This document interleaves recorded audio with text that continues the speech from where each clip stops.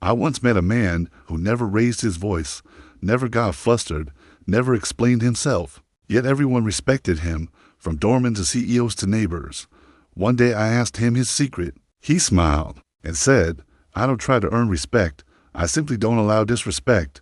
That single sentence changed how I viewed power forever. And today you are going to learn exactly how to do the same, using the best lessons from Machiavelli, Nietzsche, Schopenhauer, Jung, and the Stoics. No gimmicks, no fake confidence, just quiet and unshakable authority. Machiavelli knew it in 1503. Explaining too much destroys authority. The more you justify yourself, the more you sound guilty. The more you try to convince, the more insecure you look. And when you fill every silence with words, you reveal desperation.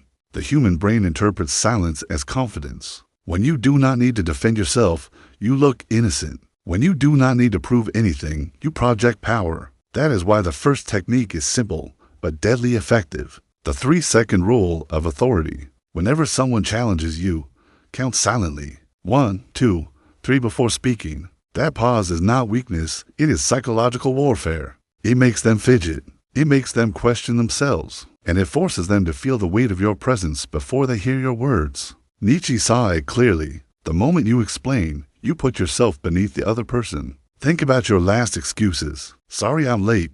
Traffic was horrible." Or, "I'd love to go, but I have work." Or, "I know it sounds strange, but let me explain." Every one of these is a request for approval. What happens if you simply say, "I'll be late," or "I can't make it," or "I'd rather not"? At first, people get uncomfortable. They are trained to expect your justifications, but soon, they stop questioning you.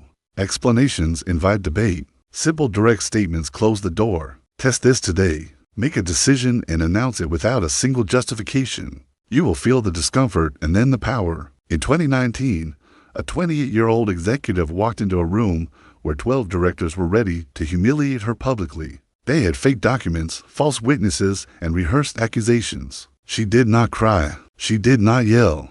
She did not defend herself frantically. She just looked at each one in complete calm. When they finished their performance, she said, "Are you done?" and walked out. 3 days later, all 12 were fired for fabricating evidence without knowing it. She had applied Schopenhauer's principle. Dignity is indestructible when you don't hand it away. Her calm turned their attack into their own humiliation.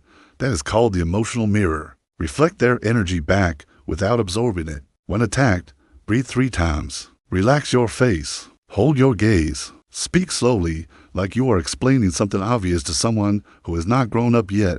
This diffuses the attack and keeps you above the fight. The most respected person I ever worked with was not a CEO. She was a 55-year-old cleaner named Maria. Executives would stop to greet her. Directors would seek her advice during coffee breaks. She never demanded attention. She had what most people have lost: authentic presence. Carl Jung called it shadow integration, the ability to accept your darker traits without letting them control you.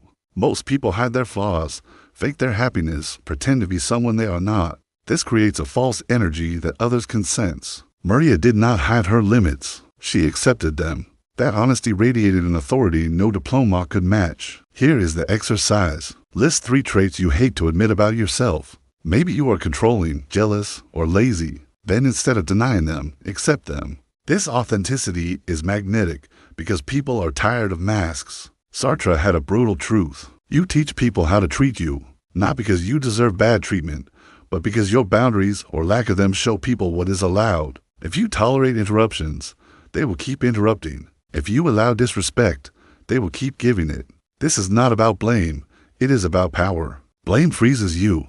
Responsibility frees you. Next time you feel disrespected, do not just ask, "Why did they do this?" Ask, "What did I allow?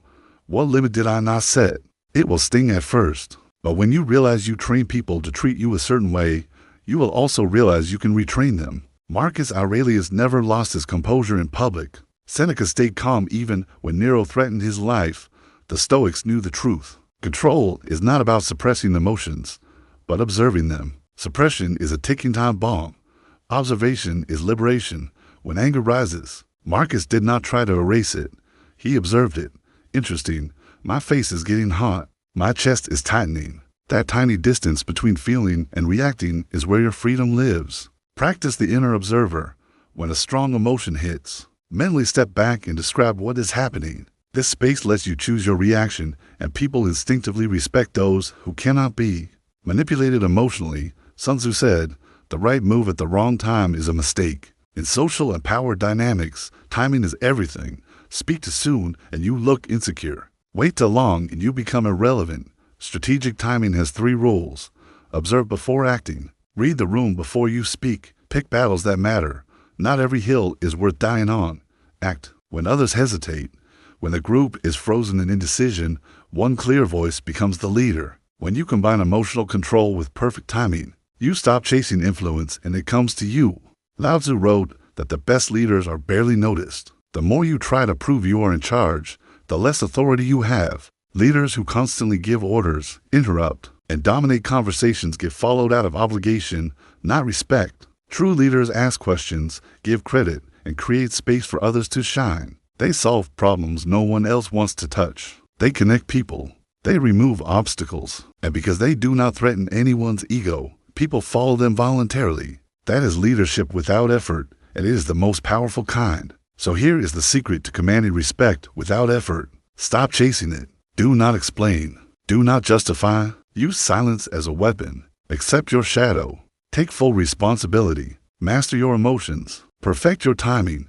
Lead without force. Respect is not something you beg for. It is something you project, and the less you try to prove it, the more it becomes undeniable.